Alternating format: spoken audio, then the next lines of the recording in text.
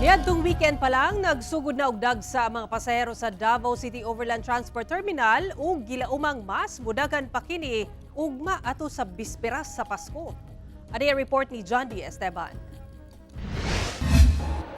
Niadtong Sabado, dagsa ang mga pasahero sa Davao City Overland Transport Terminal o DICOT. Taas kaayo ang linya sa mga manguli sa ilatag sa tagsang lugar alang sa kasaulugan sa Pasko.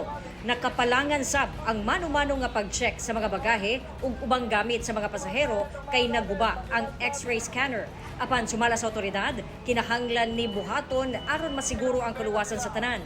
Mihangyo lang sila og pasensya sa mga pasahero. Kumusta ang linya? Init kayo. Taas? Taas kayo. Mabi na mo ulay tao. Gamay lang ba? Ya. Grabe kadaghan dig tao. Sumala ni Aisa Yuso, ang manager sa DICOT, ginalantaw na gyud nila ang pagsaka sa ihap sa mga pasahero labi pa sa mga adlaw nga hapit na ang Pasko. Ang regular nga daily bus trip ana sa 700 to 800 apan karon moabot na og 1,000 ngadto sa 1,500.